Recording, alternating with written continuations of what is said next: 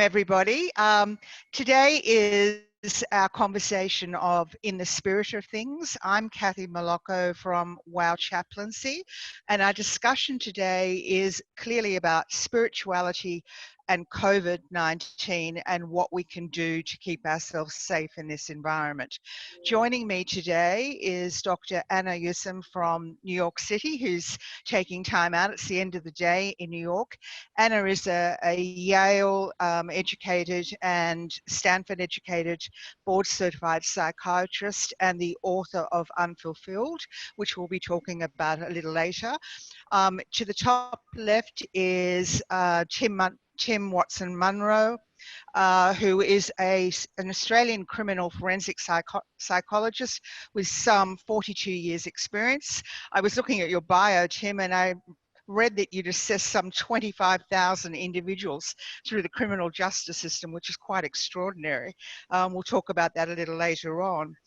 He is also the author of Dancing with the Demons, his own memoir, and A Shrink in the Clink. And Tim has a special interest in confinement, particularly in the prison system, but obviously there's some synergy of how we're all trying to cope in COVID-19. And to our bottom left is Ingrid Ozols, who I've had the pleasure of working with for a number of years. Ingrid is on the Prime Minister's Expert Advisory Panel for Suicide Prevention and has been very actively involved in putting together with the government the mental health program that was recently announced for COVID-19. Well, working with the committee and Christine Morgan, I'll put that together, Ingrid. She was also the original chair of Beyond Blue's Live Experience panel. So thank you everyone for joining us. I might start with you, Anna.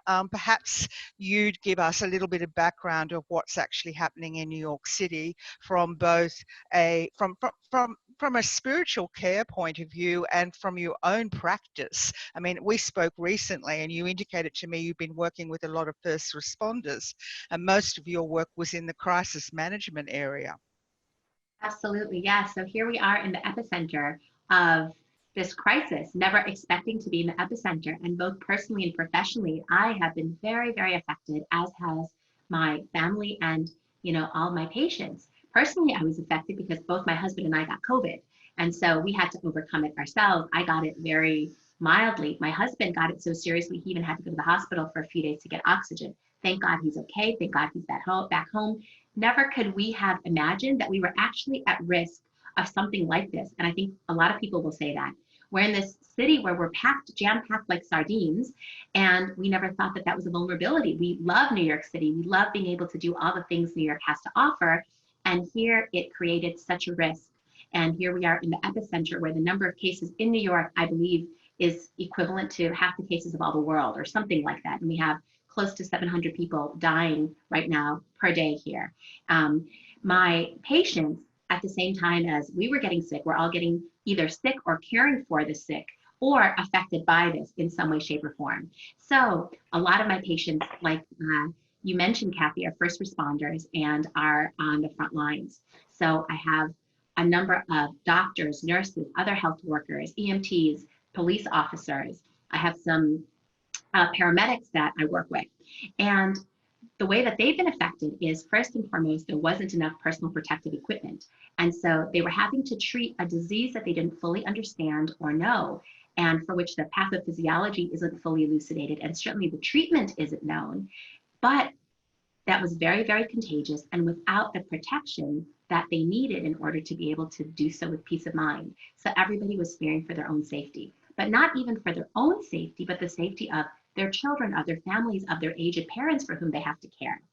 And I have a number of physician friends as well. And the other day, one of my friends, she and her husband are both physicians, and she says to me, Anna, we have 3 children. If we die, because it's possible that we will die here, because a lot of physicians are actually dying here, will you take care of our children?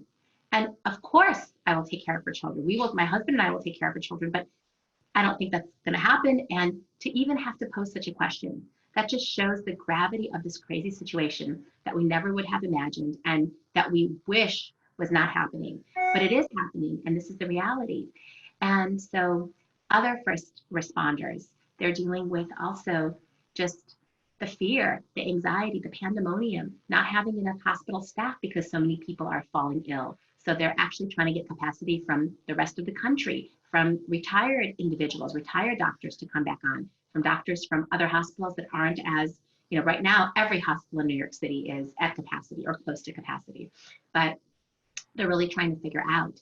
And they haven't felt supported by their hospital administrators, by the government in certain ways. So it's been very, very difficult. The whole thing has been very challenging. And this is just for the first responder patients. I can tell you all sorts of challenges faced by, the other patients with whom I work, such as possibly losing work or actually losing work, or not having childcare and having small children at home while both parents have to work, while being in a tiny New York apartment. So that's something that lots of people are dealing with. And then the loneliness of a quarantine, because we're all, stuck here, and shelter at home is really the order of the day right now. And so especially people who are older and alone, it's really hard to be alone, especially during Passover, during Easter, during these very sacred times. So this is a little bit of what's happening here in New York City. So when you set out to write your book, Unfulfilled, I can't imagine you ever foresaw that you'd be having to draw upon what you wrote in such a way, working with people, because it's working with crisis response. I mean, how can you help people? Right, yeah. So in my book, Fulfilled, I basically spoke about all the different ways in which people can seek fulfillment. And the way that you seek fulfillment is you unearth within you that which is either hurting you, doesn't serve you, or may have served you at one point, but you've outgrown, and then to be able to move beyond it. And in doing so, you start to harness and own your personal power. And this is really what I'm doing with my patients day to day as well, enabling them to own their own power in this. This is something that so many people feel incredibly powerless in the face of. This is something that seems bigger than us. We've never faced it before. It creates so much fear and anxiety. And actually, the fear and anxiety are even more contagious than the virus. And of course, as we know, fear and anxiety lower your immune system, so you become even more susceptible to this crazy virus if you are scared, if you are faced with a lot of anxiety. And so with all my patients, one by one, we try to ask the question, what do you have control over in this situation? And obviously, one of the answers always is your attitude. It always is your state of mind. How do you, with your internal world, create as much peace and centeredness as you can, even while the external world around you is collapsing and is facing you or making you face things you never anticipated facing? So that's one of the things. I help my patients get grounded and centered and realize those things over which they do have control. The other thing is leveraging social support wherever possible. And right now, even though we're quarantined, even though we're all seemingly alone, people are trying to reach out and help each other in ways that are also unprecedented. In the midst of all this darkness, there is a ton of light. And then ultimately, the third thing is meaning making. You have to make meaning, and you have to find the purpose of why you're doing what you're doing and why certain things are happening to you. And that's the other thing. I look at, with my patients, at the challenges they've overcome in their lives and what those challenges have given them. And we have to look at this challenge as well as something that's going to enable us to rise above it and be stronger, better people for it. Thank you, Anna. So Tim, that's sort of a good segue for your background working with people in confined areas in the prison system and your interest in what's going on with us all being self-isolated. Do you feel this is going to present enormous problems now and in the longer term to individuals? Well, I think both. In the present, people are confronting something that they're not experienced with. And a lot of people that I'm speaking to describe symptoms of post-traumatic stress. They're hypervigilant to danger, they're anxious, they've become less trusting of others, and they're despairing of the future. And I think that even when this passes, there's going to be a period of massive readjustment with individuals. I think there'll be a lot of emotional numbing. It's occurring already. People feel a bit dissociated from what's going on because it's beyond their control. And so I would only mirror the comments of Anna that really the way to deal with this is to take control of what you can take control of. And that includes your immediate environment, I have a daily routine. I get up at 6, I meditate, I have coffee. If I'm able to, I go for a walk. We're still fortunate enough in Australia to have that right really to go to walks as long as you're social distancing and so on. And then I settle into the day. I maintain social contact with others. During the week, I've been very fortunate that my practice hasn't been dramatically affected, but I'm being contacted by people whose work has been dramatically affected. And of course, that's impacting not only upon their sense of self-esteem, it's affecting people they live with. So familial dynamics are changing, people are getting irritable. Predictably, in some situations, there's been a dramatic escalation in domestic violence. And I think that will regrettably continue.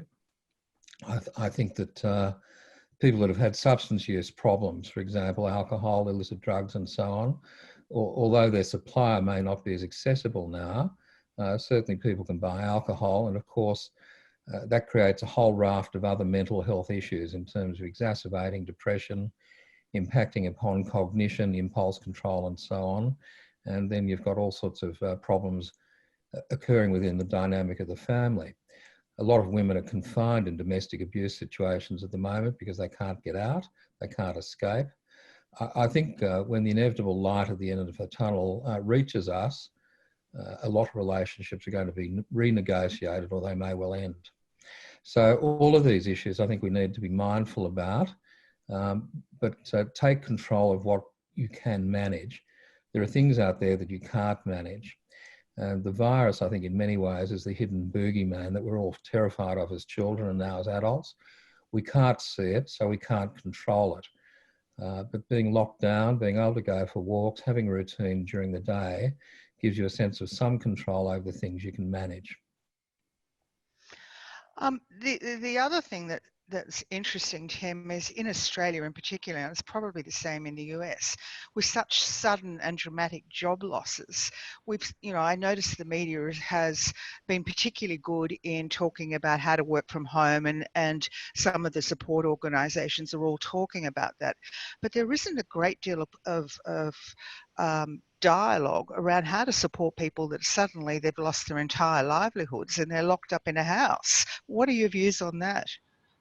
I think the dialogue's improving.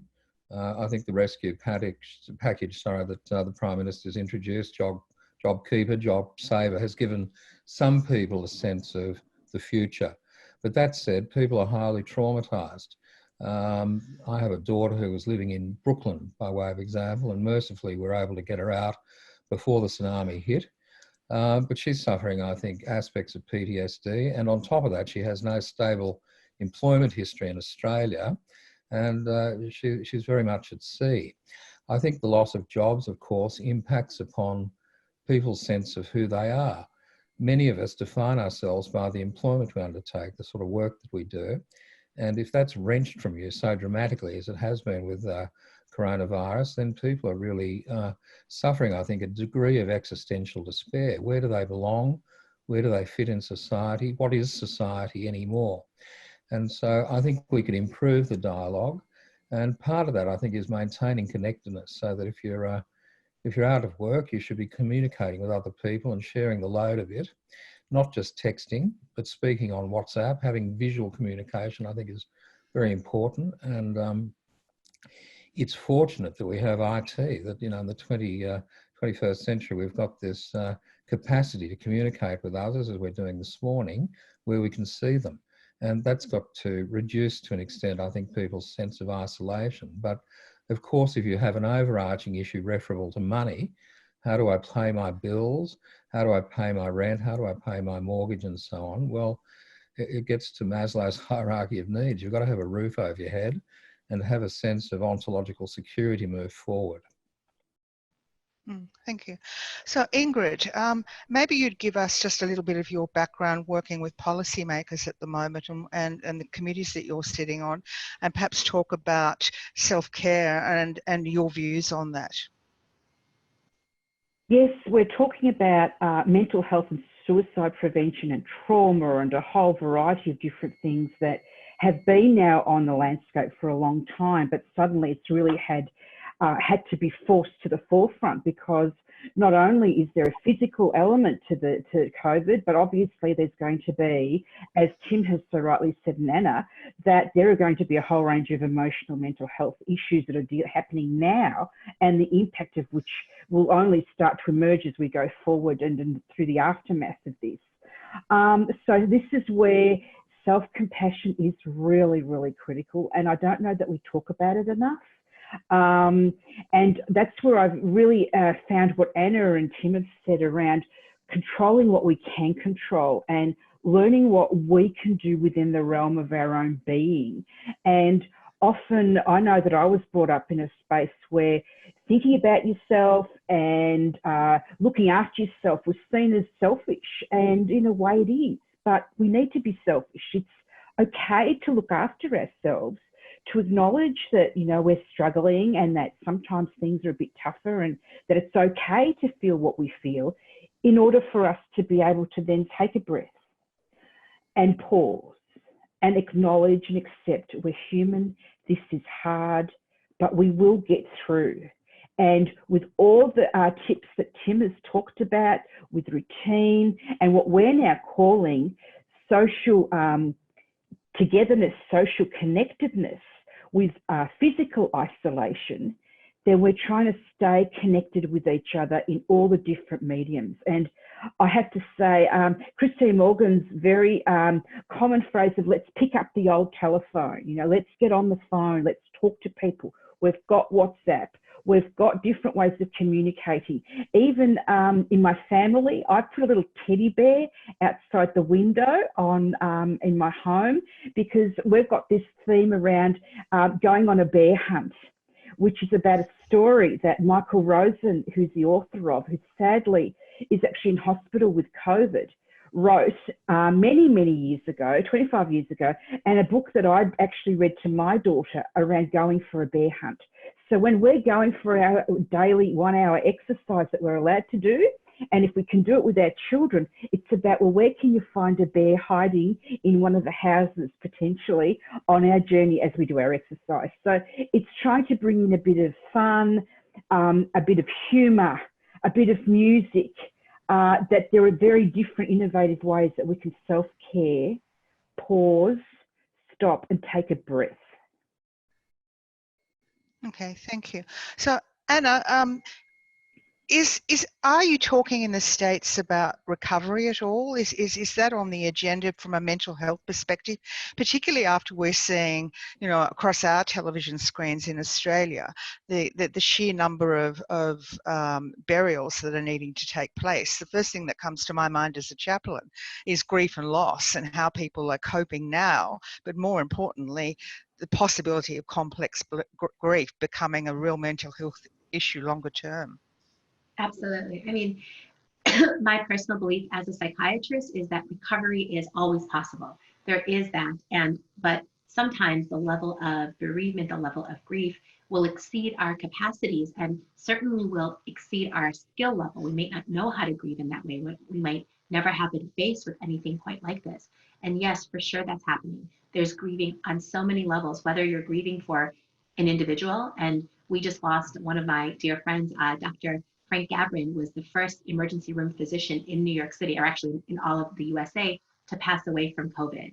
And he was a pioneer in writing about compassion and use of compassion and self-compassion for doctors to overcome burnout, because we have physician burnout is a huge problem also in the USA. So if people are interested, it's drfrankgabrin.com is his website, drfrankgabrin.com.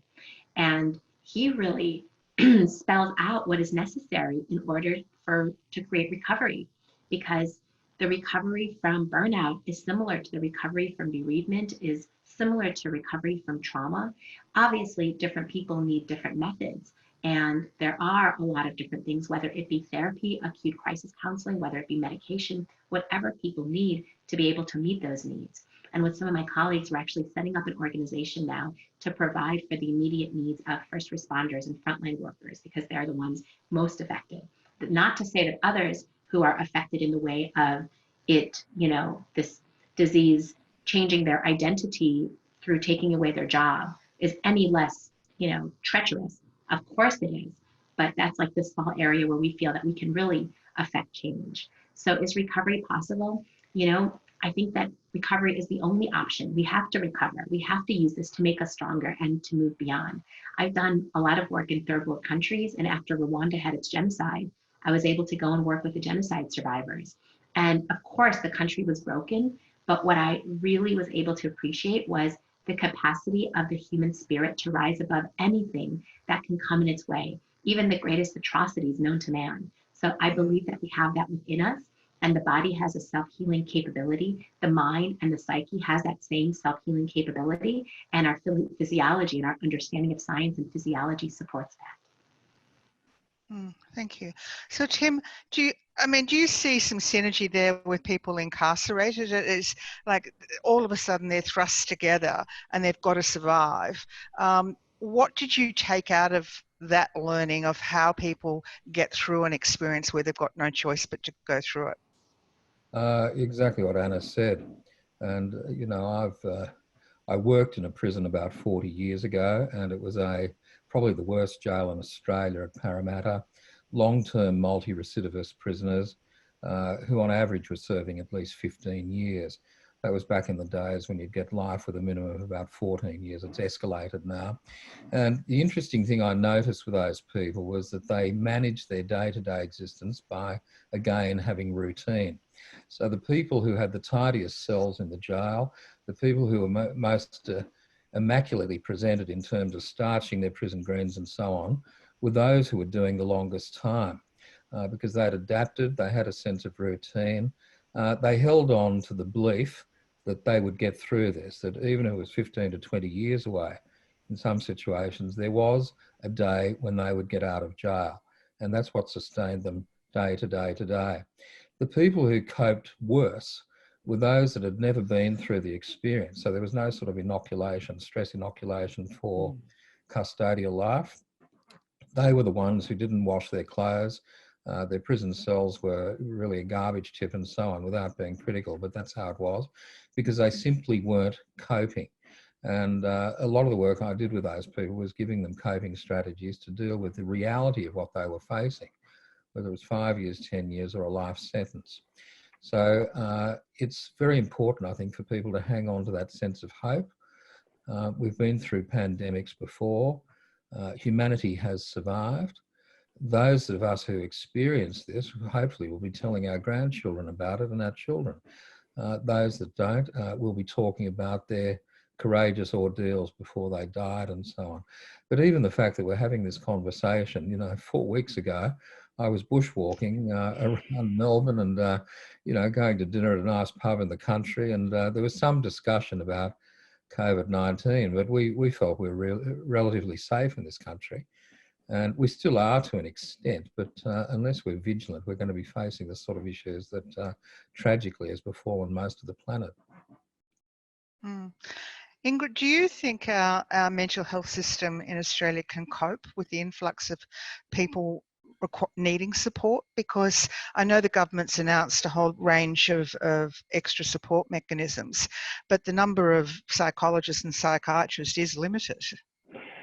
I wish I could give you a positive picture on this. And as we are in the midst of having royal commissions and productivity commissions on state and national levels because of that very challenge that our mental health system can't cope at the best of times, as is our general health system.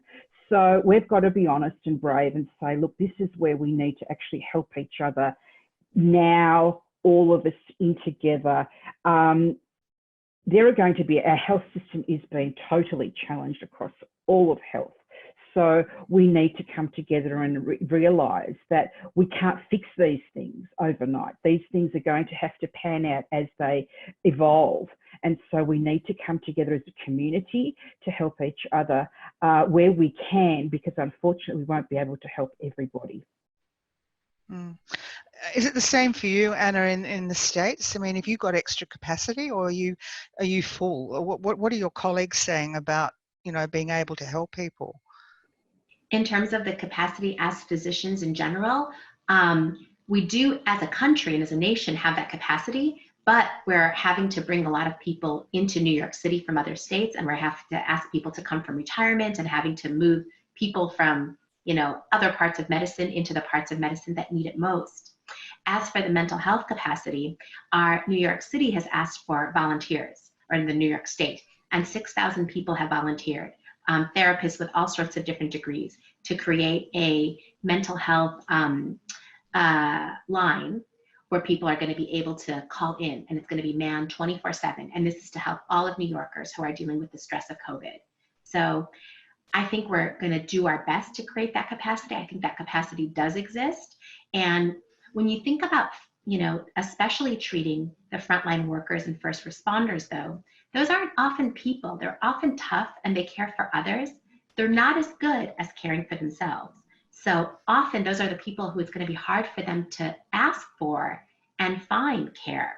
That's why you have to create avenues of care that are more like acute crisis counseling and depathologize, not something where you go see a doctor for therapy and have a medical record, but really just talking to someone and enabling them to draw on their strengths and help them to overcome in that way.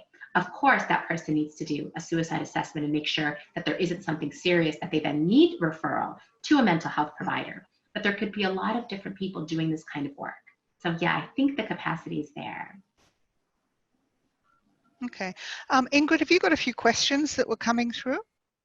Actually, one of my questions was towards Anna, and you've mentioned how you're starting to help people, particularly the first responders, who, as we know, are in this all the time, and we sort of tend to sometimes take them for granted that they can handle anything.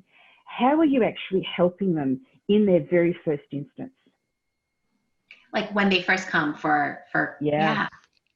I mean, for me, these are people who I've been working with for a long time. This isn't like, because we're also starting a whole organization specifically catered towards helping first responders. So for me, the first responders I've been working with, they've been my patients for years already. And then they're faced with this. And so I have a young nurse who said to me, she's like, how am I going to work every day? Right now, I want to just drop out because I didn't sign up for a suicide mission. They're not giving us the masks that we need. We don't have like the gowns that we need. And we're supposed to go do tests on COVID patients. What in the world? And I have multiple patients who've expressed this to me. And this is just like a little, tip of the iceberg of what's happening. And so people like that, you support them. And I say to her, I can understand. I could so understand what she's going through. And of course, at the end of the day, it's her choice if she chooses to quit, which some people are. Some people are quitting because it's so dangerous and it's so unsafe. And they themselves could have underlying conditions. They could be caring for an aged parent. Or, to do your best with what you have. And if she ultimately did choose to stay, but since she chose to stay, I'm like, you know what? We need to give you the strength and confidence that you're going to go in there and you're going to do everything you can to stay healthy. We're going to give you the right mindset. You're not going to go in there with fear. You're going to go in there with courage, and you're going to go in there and you're going to be strong, and you're going to do everything you can, because ultimately you became a nurse in order to care for people. And this is an opportunity to care. And everyone is faced with a situation that we never anticipated, with lack of resources. And we're going to do the best we can. And you're going to be strong and confident. You're going to feel so proud of yourself every day when you leave that hospital because you're giving 100%. So you empower people to the degree that you're able. Sometimes it doesn't work, but sometimes it does. That's a fantastic message, Anna. And in the different groups that I'm working with, we're also trying to build up capacity so that we can bring professionals from retirement and into different spaces so that they can be there to help first responders, but also to bring in other people to be able to help each other through this particular horrid, unbelievable trauma. But at the same token, giving people that empowerment and that courage and hope that we can make a difference. Every little step we take is one in the positive and in the future to help each other get through it. So one other question I had for you is, how are you helping yourself? How are you looking after yourself? Yeah, absolutely. Because I'm much busier now. I'm a very, very busy psychiatrist. I have a full practice. Now my practice is like at 1.5 times capacity, because my patients who I haven't seen in forever are calling me, all needing emergency sessions. Everybody's going a little bit crazy, understandably. And so I'm working really, really hard. And for me, that means making sure that I'm continuing to have some semblance of a routine, to eat healthy, to get plenty of sleep, and to do my self-care rituals, which for me are some meditation, some yoga, being able to schedule some time to have meals with my husband between patients, and really also the social support. I mean, I have a number of close friends here, but we're finding we're talking to each other much more now. That not that we would see each other that much, we're all so busy, but now in this situation, we're talking almost every day with each other, at least just checking in. So that has enabled me to have some, semblance of sanity. And it's also what Tim said, there's a light at the end of the tunnel. You know that this is going to end, and you have to keep your vision of that, because that also will get you through the toughest times. This too shall pass. Thank you. Tim, Sorry, yeah, go. You've done some amazing work, and given your background, particularly with those who have and are incarcerated, what lessons can we take out on top of the belief and the routine from what they've been doing to help us in going forward? If we can start establishing that routine now and doing the self-care that we've been talking about, how can we then come out of this the other end? And then what is it that we can do to help each other when we come out of this at the other end? That's a very good question. The thing that sustained people in prison was family. And when people were getting contact visits, when I first started working in the New South Wales corrections system, they didn't have contact visits, by way of example. They would talk to one another through glass. And through Dr. Tony Vincent, who sadly died, we managed to get in place contact visits, which are now routine, and they're considered to be a right for people who are incarcerated. Those people who maintained contact with family that came to visit them, regular telephone calls, they tended to cope better than those who had no family or who became estranged from family. And it was generally within about 2 years, that was the litmus, that a lot of relationships ended, where people were saying, look, I can't keep up this routine. I've been coming out for 2 years, but I don't think I can do another 12 to 13 years. And those people tended to decompensate quite dramatically. They were the people who became more suicidal, they became more aggressive, more withdrawn, and so on. So I think connection to others in the broader sense of what family means. It could be a partner, it could be people you know with. The social community, I think, is very important.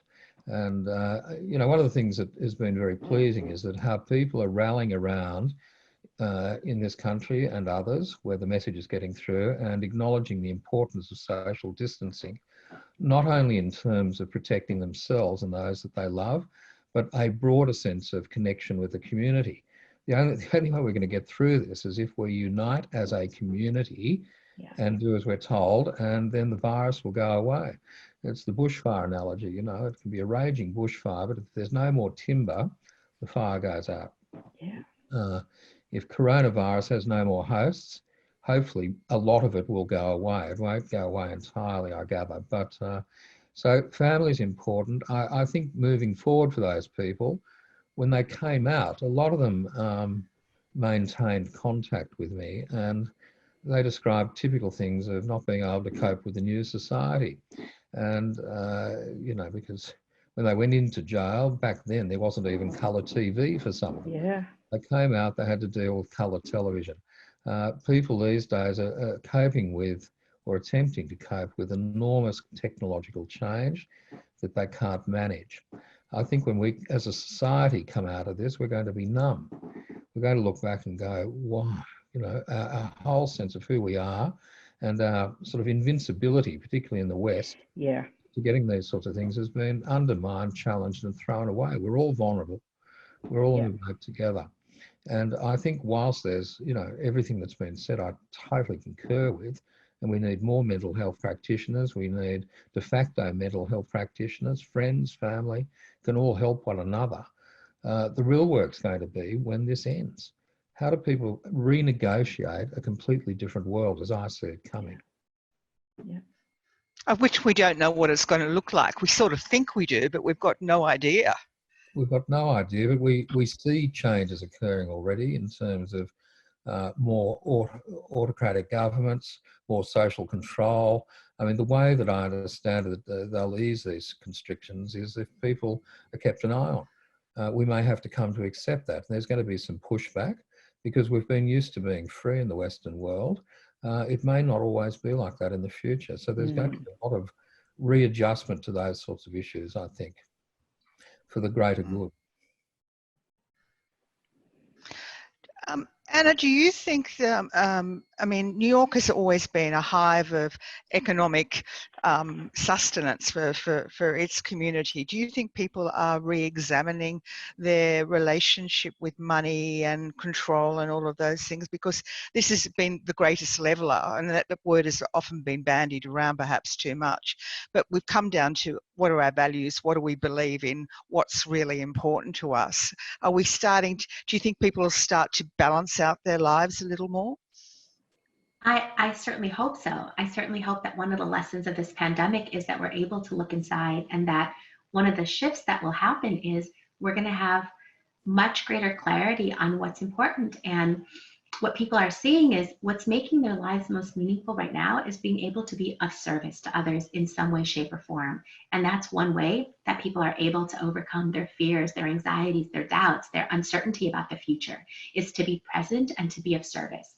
Now, certainly, you know, I think it certainly is a leveler because there's plenty of people, as we know, we had the Prime Minister of, you know, Britain was in the ICU. This is something that does not affect just the poor. This is something that affects everybody. This is something that affects every race. And in our country, it's been found it actually disproportionately affects certain races. Certain races are more affected by this, and they're starting to study this.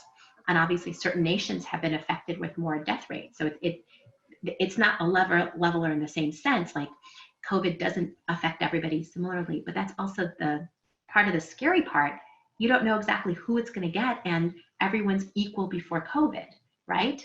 Like, yeah, I certainly hope that one of the lessons will be people looking deep within and wanting, you know, realizing, you know, like, yeah, if you have a nice home to be able to retreat to with plenty of space, that's beautiful, but it doesn't end our global pandemic, and we have to band forces and work together to finally end this and really look within to see what can I contribute and what can I do.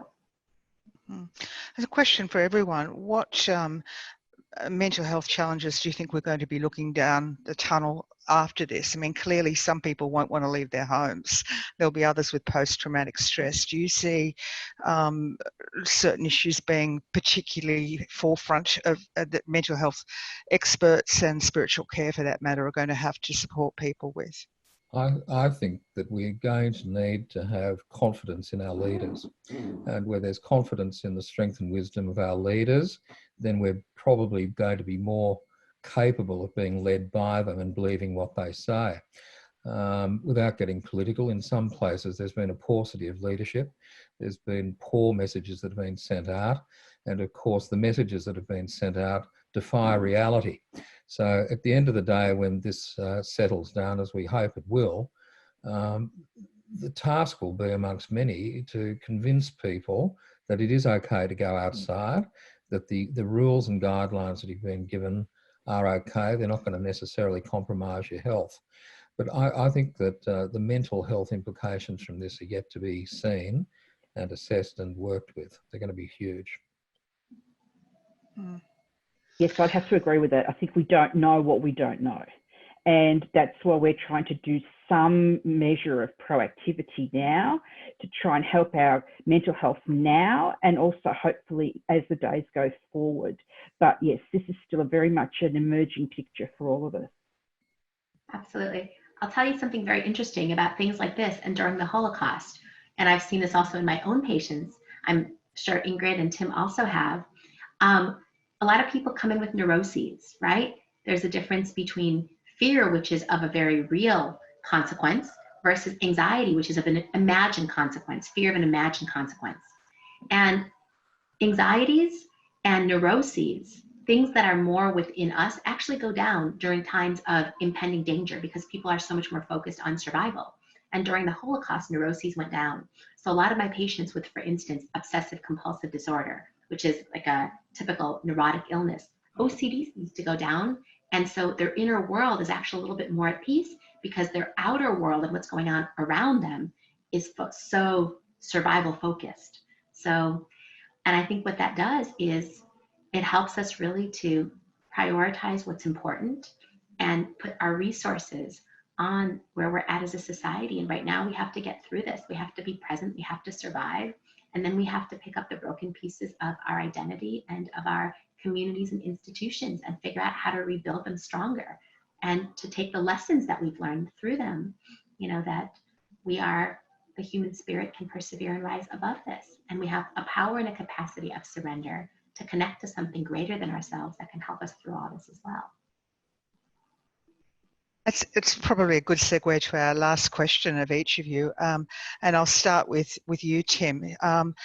How can people take away from this conversation? How can they tap into their own inner hope that after the darkness there will be light? What can they do today if they're, you know, watching the news and they're hearing all this despair, but they're certainly getting positive daily briefings from our government agencies about controls? What can they do to keep themselves stable? I'd suggest they don't watch the news so much. I think we're all getting vicarious post-traumatic stress through the constant bombardment of information. I watch CNN because I want to see what's going on in the US, and I watch Sky UK and all the rest of it. But I made a decision a few days ago to stop watching TV all the time, because the message, whatever spin you put on it, is grim. And you need to balance that with the here and now, what's going on in your life. I'm looking out now over some water and some boats, and that is very calming for me. And it's a nice sort of counterpoint to what the television does.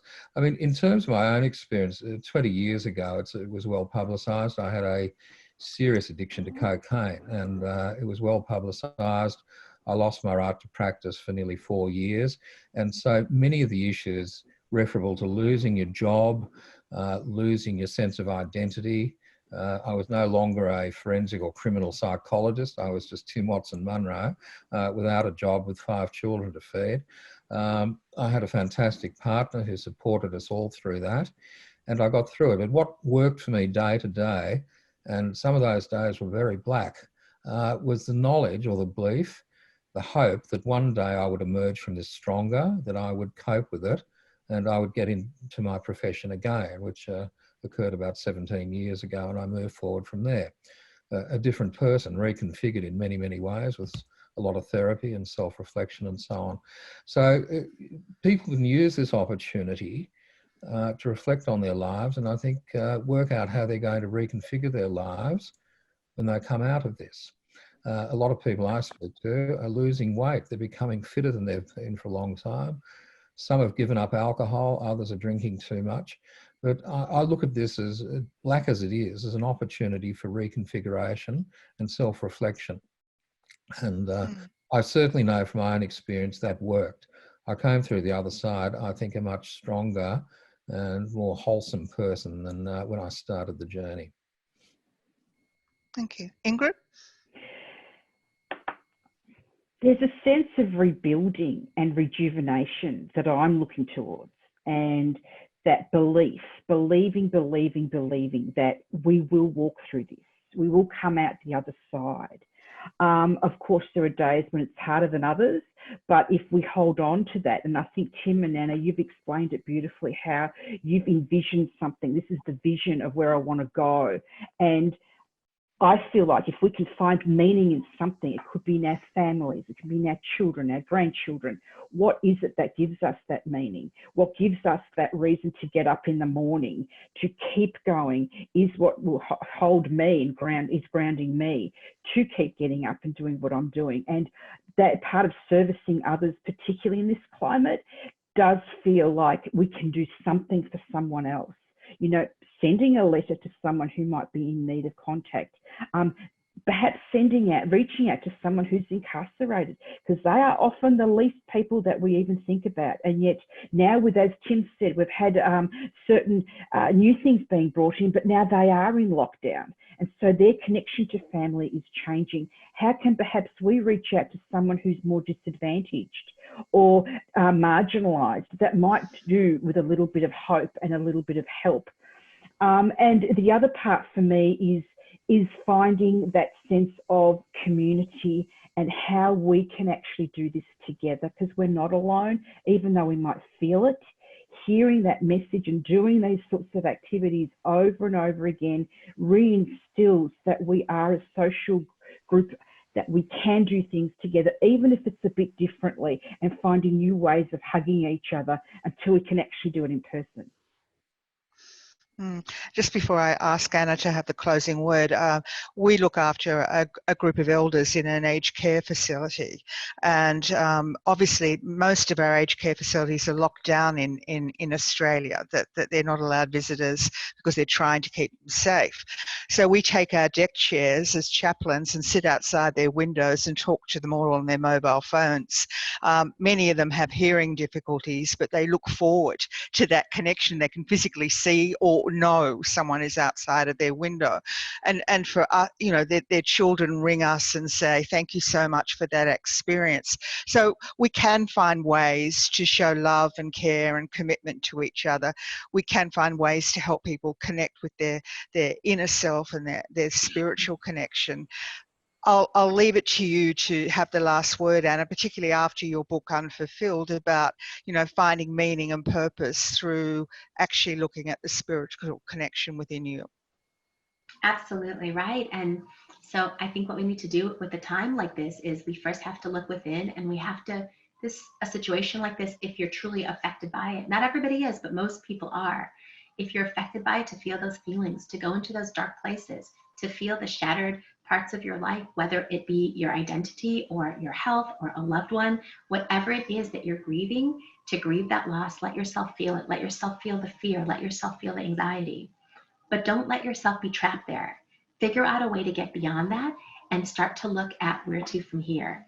After you let yourself feel, which could be a while, and it's a process, and you could, you know, feel good, feel bad, feel good, feel bad. It's a process, and it's so okay.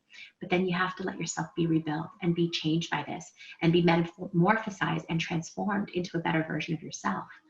Who do you want to be at the end of this? Because the majority of us are going to survive. We're not going to die. We're going to have to go on. We're going to have to find ways of sustaining ourselves. We're going to have to figure out how to, whether with our relationships, with a different relationship, whatever it is, how to move on beyond this. So a lot of people are starting to rebuild their lives. Part of rebuilding one's life is, like Tim had mentioned, also Ingrid had alluded to, rebuilding your identity. Who do you want to be? And how do you want to connect to something greater than yourself? What is your relationship with the universe, with Source, with God? Do you have such a relationship? Do you want such a relationship? How does something like this coming into your life change that relationship? Does it strengthen it? Does it weaken it? And what do you do? Where to from here? How do you use a higher power to help you cope, if you use a higher power? So those are just a few of the questions. And I hope that as people move forward, that they find within themselves the capacity to hope, to be strong, and to persevere through all this, because there is another side, and we're all going to get there. Well, that's a great Thank you. So I'd like to thank Anna, Tim, and Ingrid for joining us today on In the Spirit of Things. And I'd also like to advise, if you need support, there is a website called headtohealth.org.gov.au, which is our national website, has all the mental health support agencies in one place, so you don't have to go looking across a whole range of websites. So thank you to our panel for joining us and for a really lively and interesting discussion. Thank you.